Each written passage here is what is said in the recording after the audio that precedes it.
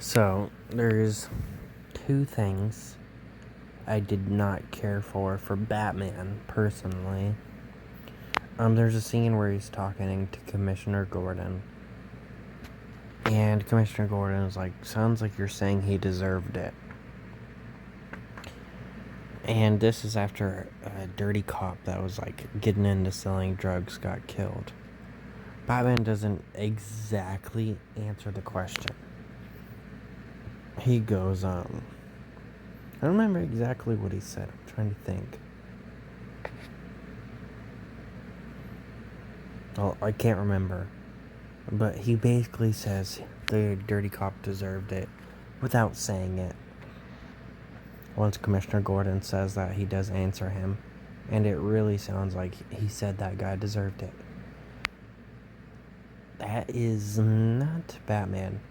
Robert Pattinson, don't get me wrong, has probably been one of the most comic accurate live action Batmans ever. But that scene, did not feel like Batman. Because Batman, thinks everybody deserves a chance. And there's been several times where people that definitely did deserve to die, he still saved. The man brought back Joker. He brought him back because he didn't want Dick Grayson to feel the guilt after Dick Grayson killed Joker. He sat down with Joker just because Joker said he was going to kill himself if he didn't sit down with him and talk to him. He's made a lot of sacrifices, so I didn't like that scene. Another thing I didn't like was when Falcone talks to Batman, right? And he basically confirms that, Bruce Wayne never goes out in public, even though that's kind of part of Batman. It's like, it's not a huge part, but it is a main part of the Batman. Is to keep up, the alias of Bruce Wayne. That Bruce Wayne will always, be this billionaire playboy. He will be in public a lot. Always doing events and shit. Yet in this movie, he's supposedly always cooped up in his house. It just felt weird to me. Now for characters. Penguin was amazing in this. Even though he didn't have that much screen time. Catwoman was meh. Not to mention the actor is problematic, so yeah. But she really didn't do that good of a job. Just like the one from The Dark Knight didn't do that good of a job. Michelle Pfeiffer has probably been the best live-action Catwoman I've seen so far. Of course, I haven't seen the 60s version yet. But yeah, she was actually pretty close, personality-wise. Besides the corny jokes here and there, but that was kind of the feel of the movie. Riddler, he was very different, but he was still somewhat close to the Riddler. Unlike, Heath Ledger's version of Joker. Don't get me wrong, Heath Ledger is an amazing actor, and he did an amazing job. It just wasn't a Joker performance. Just like this isn't exactly a Riddler performance.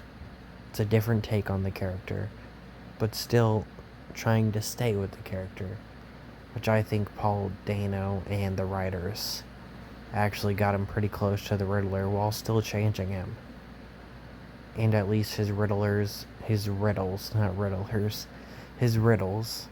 were actually, kind of hard to solve. They weren't that hard, but they were kind of hard to solve. Unlike the brain-dead riddles in Batman Forever that a 5-year-old could solve. Commissioner Gordon was really good in this movie. I wish we would have got to see more of him. And I wish we would have got to see Harvey Bullock. But it seems like they're only putting him in in Gotham, because I don't think he's been in literally anything else besides comics. And, Gotham. Or just not that I remember right now. Oh, and there's a cop named Martinez. And he's played by someone that I actually watched in a show recently that I did a review on. Our Flag Means Death. Martinez, the cop, is played by the same guy that plays Izzy Hands, and that is all I could see when I saw Martinez.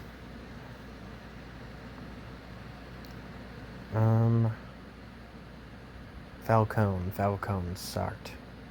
Did not care for him. Just not at all.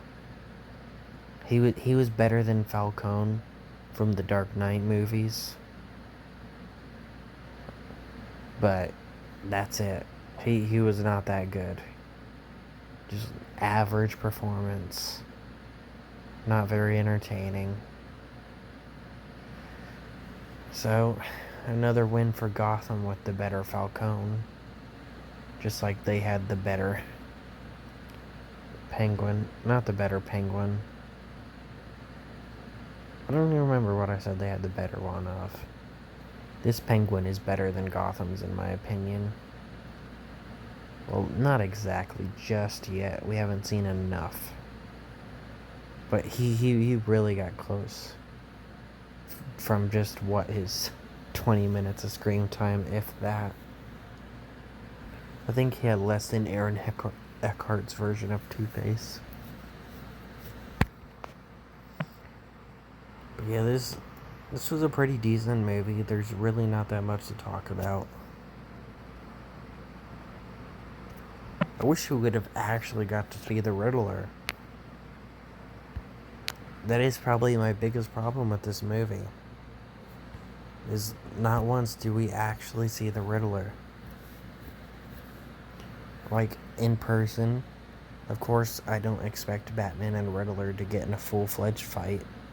But not once do we see him actually in his costume.